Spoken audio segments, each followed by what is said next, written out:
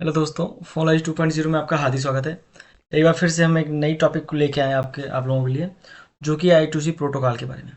I2C protocol कैसे काम करता है और इसके क्या क्या वर्क्स होते हैं और ये किस तरीके से अपना आपको अपडेट करता है, कैसे काम करता है मोबाइल फ़ोन में, और इसकी सर्किट कैसी है, कम्युनिकेशन बातचीत कैसे करते हैं आपस में, इसके बारे में हम लोग इस वीडियो में प्रॉपर जानेंगे। ठीक है, तो इस वीडियो में अंत तक बने रहें, क्योंकि वीडियो में बनाने में काफ़ी समय लगता है। और वीडियो अगर पसंद आए तो लाइक शेयर सब्सक्राइब कमेंट ज़रूर करें।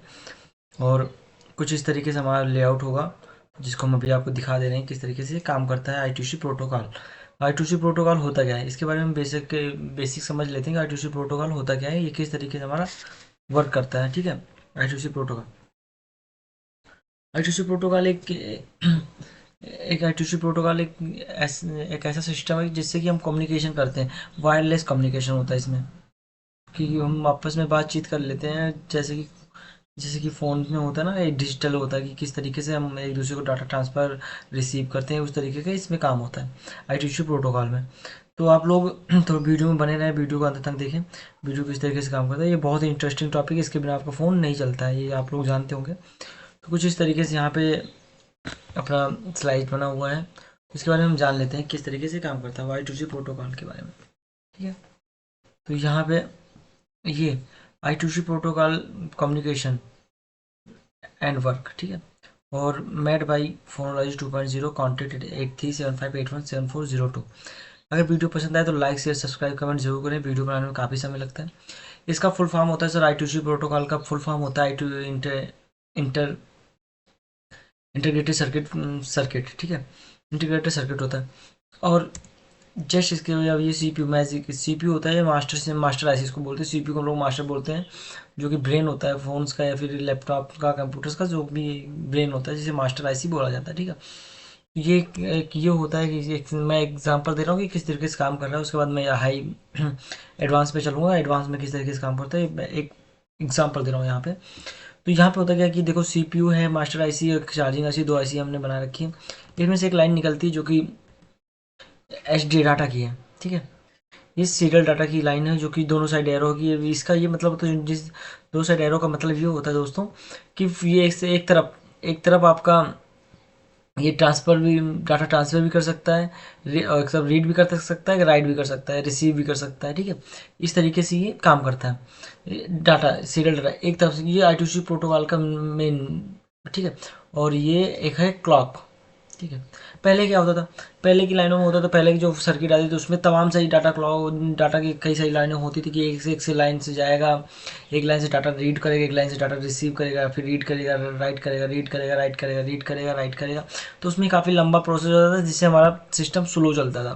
ठीक है, अभी हुआ कि ये सिर्फ दो लाइनों में काम करती हैं, SD और SCL में। इस प्रोटोकॉल को बहुत ही स्मार्ट प्रोटोकॉल कहा गया इसको, बहुत ही आसानी से इसमें काम हो जाते हैं। ठीक है, तो इस तरीके से इसमें काम होता है।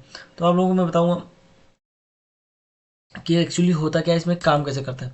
ये जो होता है CPU, ये जो CPU होता है, ये CPU, ये कई सारे, ये स्लेव आईसी है, ये चार्जिंग आईसी है, लेकिन इसको हम स्लेव आईसी बोलते हैं। कि स्लेव आईसी में मतलब जितनी एडिशनल आईसी होती है, ये हो गया ब्लूटूथ आईसी हो गया, LCD आईसी हो गया, ठीक है, पावर आईसी हो गया, सब स्लेव आईसी में आती हैं। और ये मास्टर आईसी होगा। तो ये CPU can join multiple IC, maximum 128, 128 IC join कर सकता है। ठीक है, स्लेव को मास्टर मिला के दोनों आपस में 128 स्लेव हो सकते हैं टोटल आईसियाँ। तो इस तरह, ठीक है। तो और स्लेव की इतने इतने मतलब 128 से होने का मतलब ये है कि 128 आईसीयू से कम्युनिकेशन बातचीत कर सकते हैं, सिर्फ इन दो लाइनों से, क्लॉक एंड डाटा के थ्रू सिर्फ ये दो लाइन रहेंगी, और इसी 128 आईसीयू से कम्युनिकेशन बातचीत कर सकते हैं। ठीक है, और इसी 128 ही क्यों होता है, इससे ज़्यादा क्यों नहीं? इसका रीज़न ये होता है दोस्तों कि ये जो इसका एक बाइनरी नंबर होता है, इन हर आईसीयू का एक बाइनरी नंबर होता है, जो कि 7 डिजिट का होता है। 7 डिजिट का होने का मतलब ये होता है कि वो उससे अधिक, उसके बाद वो लोग बातचीत करना, कम्युनिकेशन करना शुरू कर देते हैं। 128 के अलावा नहीं होता, मैक्सिमम 128 आईसीयू के ये स्लेव आईसी मास्टर है, और स्लेव आईसी हो सकती है, जो एक दो ये SD और SCL के प्रोटोकॉल से बात कर सकते हैं। ठीक है, इसके दोनों लाइनों के थ्रू से बात कर सकते हैं। नेक्स्ट हम चलते हैं अपने एडवांस पे। अगर वीडियो दोस्तों पसंद आए तो लाइक से सब्सक्राइब कमेंट जरूर करें। फीडबैक, तीसरा है फीडबैक। जब ये क्लॉक जनरेट होता है, क्लॉक कैसे जनरेट होता है ये सब आप सबको पता है कि ये जब पावर आईसी से क्रिस्टल को जाता है, क्रिस्टल को कुछ वोल्टेज आता है, वहाँ से क्लॉक जनरेट होता है, ठीक है। तो उसके थ्रू होता है, मैं बताऊंगा किस तरीके से काम करता है, इसके लिए मैं पार्टिकुलर एक नई वीडियो बना दूंगा। तो यहाँ पे कुछ इस तरीके से एच डी है। अब यहाँ पे ये फीडबैक देता है। अभी जो डाटा इसको राइट करना चाहेगा, अगर ये राइट हो जाता है इसमें, तो ये जो है चार्जिंग आईसी या स्लेव आईसी जो है, ये इसको डाटा के थ्रू बताएगा, फीडबैक देगा कि हाँ जो आपने डाटा रिसीव दिया है मुझे, वो इसमें जा चुका है, मेरे अंदर मैं वो हो गया, वो शो कर चुका हूँ मैं, या फिर मैंने रिसीव कर लिया है।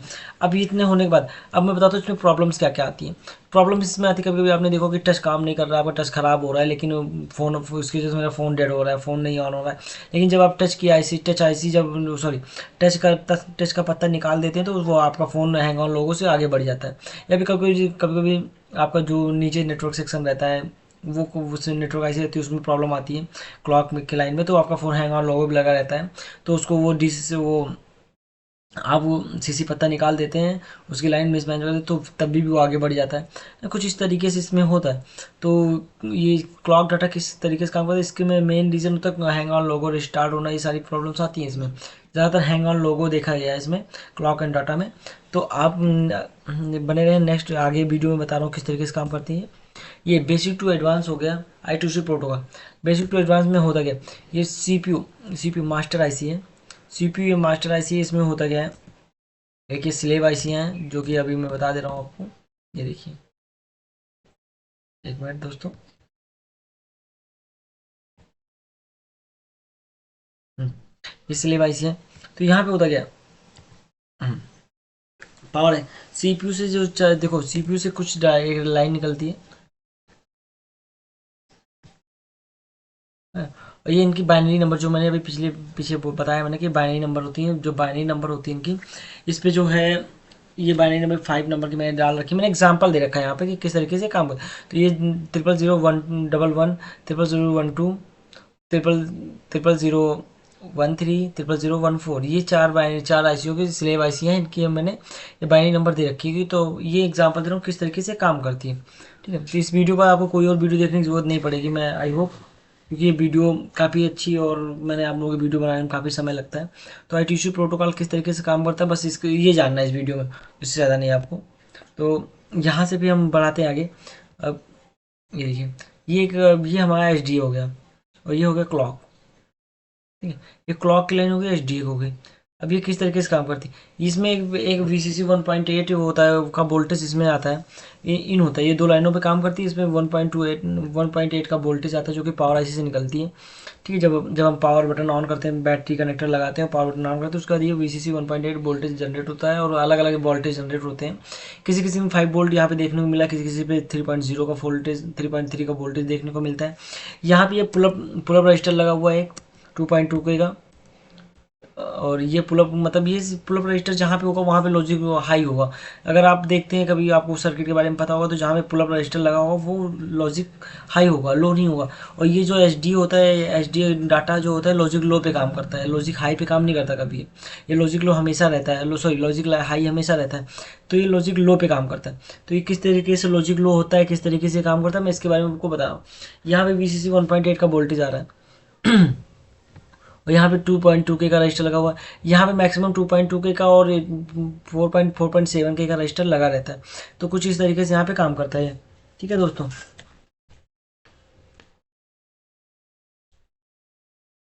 तो यहाँ होता क्या, अगर यहाँ पे राइट करना होता है इसको, ठीक है। अगर एग्जाम्पल आईसी, ठीक है। अब ये आईसी का आईसी है, हमारी जो आईसी है, अब इसको अगर राइट या रीड करना होता है तो किसके थ्रू करेगा, ये बाइनरी नंबर के थ्रू करेगा। ये जो 1 2 4 बाइनरी नंबर हमने दे रखी है, इसके थ्रू करेगा कि हाँ भाई मुझे इस बाइनरी नंबर का कोड मिला है, तो मैं इसमें इंटर करूँगा। तो यहाँ पर होता है तो जब सबसे पहले हम राइट करेंगे, तो राइट करने का क्या होता है कि राइट जब हम करते हैं, राइट करते हैं तो उसके लिए हमारे पास एक कोड होना चाहिए। ये ये 0000013 का कोड है मेरे पास बाइनरी, जो कि LCD IC का, यहाँ पे देख लीजिए ये LCD IC का है।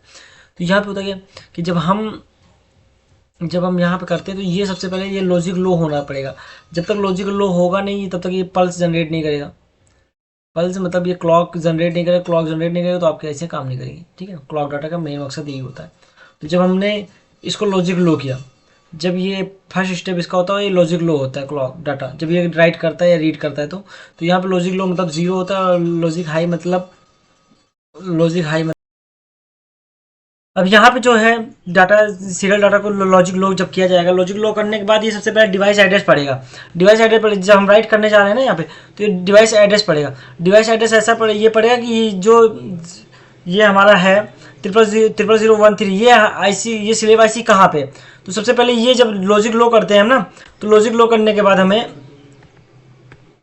एक पल्स जनरेट होता है क्लॉक पे, क्लॉक क्लाइन पल्स जनरेटर जो कि आईसीयू के सभी स्लेव को चेक करती है। एक बार ये चेक करती है कि सभी स्लेव मेरे ओके हैं या नहीं, बातचीत करने के लिए रेडी है या नहीं रेडी है, तो उस तरीके से बात करती है। तो नेक्स्ट जब ये लॉजिक लो हो जाएगा, लॉजिक लो क्या, लॉजिक लो करना पड़ता है हमेशा, ये हाई रहता है, ये हमेशा हाई रहता है। देखो इसमें वोल्टेज 1.8 आ रहा है, लेकिन इसका एम्पियर जो होता है बहुत ही कम होता है, मतलब ना के बराबर होता है। एम्पियर होता ही नहीं है, ऐसा मान के चलो, ठीक है। लेकिन वोल्टेज इसमें 1.8 दिया गया, इसलिए मैंने वहाँ पे शो कर दिया, लेकिन इसका एम्पियर बहुत ही कम होता है।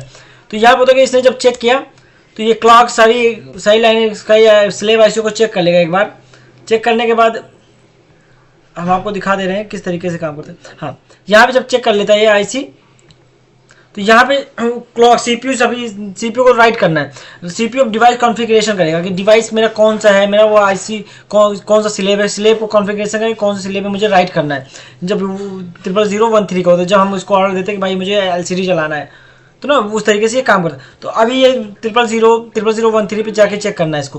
तो ये पहले इसने इसको चेक किया 0011 पे, फिर वो 0012 पे चेक किया, और सबको चेक किया इसने। चेक करने के बाद तो अब इसको नेक्स्ट मिलेगा क्या, ठीक है, नेक्स्ट मिलेगा इसको यहाँ पे। एक मिनट माफी चाहूँगा दोस्तों, ठीक है दोस्तों। तो यहाँ पे होता क्या, जब अब यहाँ पे इसने जब स्लेव आईसी देखी, स्लेव आईसी देखने के बाद यहाँ पे ये स्लेव आईसी चेक करेगा ये। अब यहाँ पे जब सीपीयू चेक करेगा, ये जो मास्टर आईसी है अपनी, ये चेक करेगी कि कौन सा स्लेव में मुझे भेजना है, क्योंकि इसको 000113 का जिसको डाटा मिला है कि यहाँ पे मुझे राइट करना है, ठीक है, राइट करना है, तो ये भेजेगा। अब यहाँ पे ये चेक कर रहा है। अब इसको देखो, इसने ये चेक किया यहाँ पे, उसके बाद इसने ये चेक किया। अब इसको 3 नंबर पे ये मिल गया है, 3 नंबर का स्लेव आईसी है, एलसीडी आईसी है, इसमें 0013 इसको यहाँ पे मिल गया। अब इसको राइट करना है, ठीक है। तो सबसे पहले इसने ये पता कर लिया, इसका देखो लॉजिक लो किया, लॉजिक लो करते ही यहाँ पे क्लॉक बन गया। क्लॉक बनते ही इसने सबसे पहले पता कर लिया, ठीक है, यहाँ पे इसने सबसे पहले पता कर लिया कि यहाँ पे मेरा जो 0013 का जो आईसी वो कौन सी है। तो इसको यहाँ पे मिला एलसीडी आईसी। तो एलसीडी आईसी में इसको राइट करना है, मतलब राइट करना। अगर इसको रीड करना होता, ठीक है, अगर रीड करना होता तो ये इसके बाद ये यहाँ पे 1 भेजता। अब 0013 के बाद इसको 1 भेजता अगर रीड करना होता, लेकिन इसको राइट करना है। जब राइट करना होता है तो यहाँ पे 0 आता है सबसे पहले, और रीड करना होगा तो 1 आएगा, ठीक है। जैसे यहाँ पे है, यहाँ पे अभी इसके बाद जैसे ये एक यहाँ पे कोड हो जाएगा, यहाँ पे कोडिंग हो जाएगी 0013 हो जाएगी। अब इसको राइट करना है तो इसके जस्ट बगल में 0 आ जाएगा, 3 के जस्ट पीछे 0 आ जाएगा। तो इसको इससे फिर एलसीडी आईसी को पता चल जाएगा कि ये मुझे सीपी मास्टर आईसी जो है मुझ में कुछ राइट करना चाह रहा है, ठीक है, कि मास्टर आईसी मुझ में कुछ राइट करना चाह रहा है। तो उसके बाद अगर रीड करना होता तो 1 भेजता, और राइट करना होगा तो 0 भेजेगा। उसके बाद जब ये यहाँ पर इतना कुछ डिस्प्ले आईसी को भी ये पता चल जाएगा, एलसीडी आईसी को, कि मुझ में राइट करना चाहता है, तो सीपीयू 0 सेंड करेगा, और स्लेव आईसी को पता चलेगा कि सीपीयू डाटा राइट करना चाहता है। इतना होने के बाद यहाँ पे अब स्लेव आईसी का काम शुरू हो जाएगा। स्लेव जैसे मैंने पहले बताया कि कई सारी आईसीयू में रहेगा, ठीक है, कई सारी आईसीयू को, मतलब स्लेव आईसी और मास्टर आईसी मिलकर 128 आईसीयू को कम्युनिकेशन ये 2 प्रोटोकॉल से हो सकता है, 2 लाइनों से प्रोटोकॉल कम्युनिकेशन कर सकते हैं। तो अगर एलसीडी आईसी कहीं बिजी है,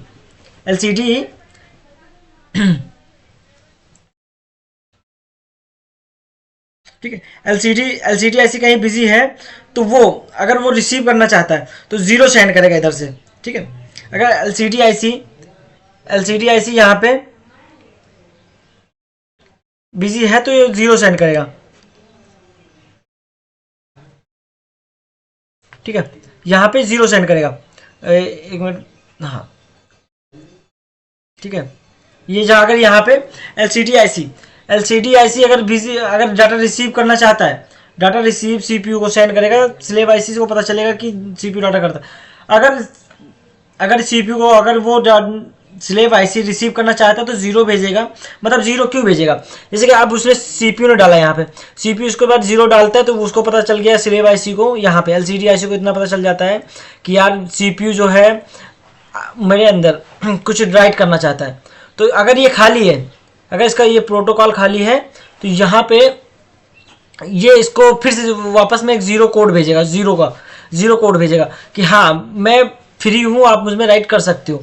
और अगर ये यहाँ पे 1 भेजता है, अगर ये बिजी रहेगा, ये किसी और से इसका कम्युनिकेशन, किसी और से बातचीत चल रहा है, तो ये यहाँ पे 1 भेजेगा, 1 सेंड करेगा। तो इससे सीपीयू को पता चल जाएगा कि वो बिजी है पहले से ऑलरेडी, वो उसका किसी और से कम्युनिकेशन बातचीत चल रहा है, तो वो भेजेगा नहीं। ठीक है, वो वहाँ से कैंसिल कर देगा। लेकिन अगर ये 0 भेजता है, इसके बाद यहाँ पे 3 के बाद 0 सीपीयू ने भेजा, और उसके बाद फिर 0 इसने भेजा कोड सिलसिले वाइसी ने, तो अब जब यहाँ पे 0 फिर से मिला इसको सीपीयू को, तो सीपीयू को पता चल गया कि एलसीडी आईसी ओके है, वो डाटा रिसीव करने के लिए रेडी है। ठीक है, तो सीपीयू आईसी डाटा सेंड कर देता है, यहाँ पे सारा डाटा वो सीपीयू इसको सेंड कर देता है। जब डाटा सेंड हो जाता है तो ये प्रॉपर आईसी काम करने लगती है और ये जो है वो एलसीडी वर्क करने लगती है। तो इस तरीके से कुछ एचडी, अपने एचडीए और एचसीएल काम करते हैं। मतलब बाइनरी नंबर से लेके pull up and pull down, starting में से क्लॉक सभी आईसीओ को चेक करता है, उस तरीके से डाटा चलता है। ठीक है, उसके बाद इतना कुछ करने के बाद, ठीक है, जब ये डाटा सेंड कर देता है इसको डाटा पहुंच जाता है, फिर ये एक 0 सेंड करता है इसको, वो बताता है फिर नेक्स्ट वो ये बताता है कि हाँ जो आपने डाटा राइट किया है मेरे अंदर वो कंटिन्यू हो चुका है, मतलब प्रॉपरली वो मेरे अंदर इनबिल्ड हो चुका है, वो मैंने रीड कर लिया है और वो मैंने अपने अंदर रख लिया है, डाटा स्टोर कर लिया है ना, इतना बता देता हूँ। तो उस जिससे कि वो उसको कंफर्मेशन सीपीयू को मिल जाता है। बस इस वीडियो में इतना ही दोस्तों। नेक्स्ट वीडियो में हम आपको नई वीडियो लेके आएंगे ताकि इसके बारे में और प्रॉपर जानकारी लेंगे। नेक्स्ट वीडियो मोसी एंड मीशो प्रोटोकॉल के बारे में होगा, जो कि बहुत ही एडवांस टेक्नोलॉजी है। ठीक है, और इसमें कुछ आपको मैं डाटा दे रहा हूँ यहाँ पे। तो ये देखिए, star bit CPU send to slave IC 0, जो मैंने आपको बताया। नेक्स्ट डिवाइस एड्रेस जो ये बाइनरी नंबर चेक करता है, ठीक है, जो मैंने आपको बताया। रीड एंड राइट 0, अगर वो रीड करता है तो 1 भेजेगा और राइट करेगा तो 0 भेजेगा। ठीक है, सीपीयू, ये भी मैंने आपको बताया। नेक्स्ट एक्नॉलेज रिसीव, अगर ये रिसीव करता है तो 0, मैंने बताया कि अगर ये रिसीव कर रहा है तो 0 भेजेगा, ये रिसीव कर रहा था तो 0 भेजेगा, अगर नहीं करेगा तो 1 भेजेगा। और सेंड डाटा सीपीयू, उसके बाद डाटा सेंड कर देता है। उसके बाद फीडबैक स्लेव आईसी से send to CPU, slave IC CPU को सेंड कर देगा, हाँ जो आपने भेजा वो मैंने अपने अंदर स्टोर कर लिया। बस इस वीडियो में इतना ही दोस्तों। अगर वीडियो पसंद आए तो लाइक से सब्सक्राइब कमेंट जरूर करें, एंड फिर से मिलते हैं नए वीडियो के साथ, जो कि काफ़ी इंटरेस्टिंग वीडियो होने वाला है मोशी एंड मीशो प्रोटोकॉल के बारे में। वो एक एडवांस लेवल का, इससे भी ज़्यादा एडवांस है वो, और उसका बताऊंगा वो किस तरीके से काम करता है। तो बस दोस्तों, इस वीडियो में बस इतना ही। फिर से मिलते हैं एक नई वीडियो के साथ। तब तक के धन्यवाद दोस्तों। मैं ये वीडियो यहीं पे क्लोज करता हूँ।